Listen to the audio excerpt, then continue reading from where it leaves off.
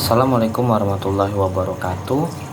Di sini saya ingin berbagi beberapa tips cara untuk memilih kriteria konsumen yang berkualitas untuk di awal sebelum booking perumahan.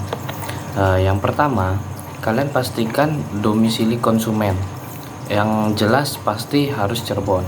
Nah, ada catatan di sini kalau konsumen itu bekerja di Cirebon tapi KTP-nya luar Cirebon, itu tetap bisa ambil perumahan subsidi di Cirebon. Nah, kalau konsumen itu bekerja di luar Cirebon tapi dia KTP domisilinya Cirebon, asalkan sudah menikah, dia tetap masih bisa ambil perumahan di Cirebon. Nah, yang kedua itu kalian pastikan umur konsumen. Umur konsumen itu minimal yang belum menikah itu 21 tahun. Nah, kalau maksimalnya itu 45 tahun. Nah, di sini ada catatan lagi, ketika konsumen itu umurnya di bawah 21 tahun tapi sudah menikah, itu dia tetap bisa ambil perumahan subsidi. Nah, yang kedua, mempunyai penghasilan. Itu yang paling penting, mempunyai penghasilan. Ataupun mereka karyawan ataupun usaha, nah itu bisa mengajukan untuk rumah subsidi. Nah, yang keempat itu masa kerja. Nah, masa kerja di sini mau karyawan ataupun wirausaha, yang utama itu kalau karyawan minimal sudah 3 tahun kerja. Nah, kalau wirausaha itu minimal sudah 5 tahun usahanya berdiri, ya. Nah, yang kelima, penghasilan.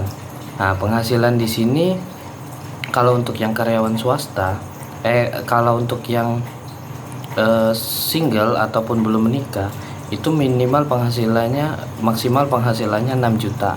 Nah, kalau yang sudah menikah itu maksimal penghasilannya 8 juta. Nah, di sini kalaupun mereka kurang di bawah 6 juta itu nggak masalah. Yang penting mereka RPC-nya atau gajinya itu tetap mengcover untuk angsuran perumahan. Nah, di sini ada lagi yaitu piutang. Piutang itu lebih penting ya teman-teman ya. Di sini piutang itu konsumen itu jangan sampai melebihin dari 1 juta. Kalau melebihin dari 1 juta itu pasti akan terkena reject dari bank itu RPC. RPC itu kekurangan gaji atau penghasilan mereka untuk mencicil rumah. Nah, makanya di sini teman-teman sangat berhati-hati untuk memilih konsumen di awal, karena konsumen itu pasti kalau sudah kita ajak ngobrol ataupun kita tanya detail satu-satu, pasti konsumen akan jujur dan terbuka dengan kita. Untuk kedepannya kalau kita sudah memilih konsumen ini dengan baik, kriteria ini udah kita penuhin, insya Allah kedepannya kita untuk mewujudkan konsumen ini untuk mempunyai rumah itu pasti akan berjalan dengan lancar. Insya Allah tidak akan ada namanya reject dari bank ataupun gagal pengajuan, karena kita di awal sudah memilih konsumen ini dengan baik dan udah kita arahkan supaya konsumen ini jangan sampai ada kendala di pengajuan mereka, karena kita itu mewujudkan impian orang buat memiliki rumah. Nah, di samping ini kalian juga harus berhati-hati ketika konsumen itu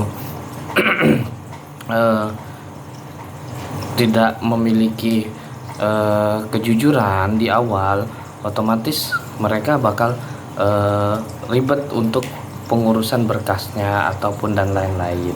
Makanya di sini teman-teman, untuk memilih kriteria konsumen ini wajib sekali di awal kita harus pastikan dulu semuanya sudah berjalan dengan kriteria kita.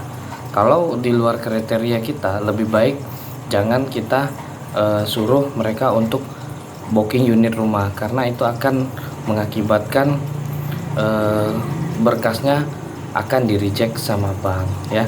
Itulah teman-teman sedikit tips berbagi dari saya, semoga ini bisa bermanfaat.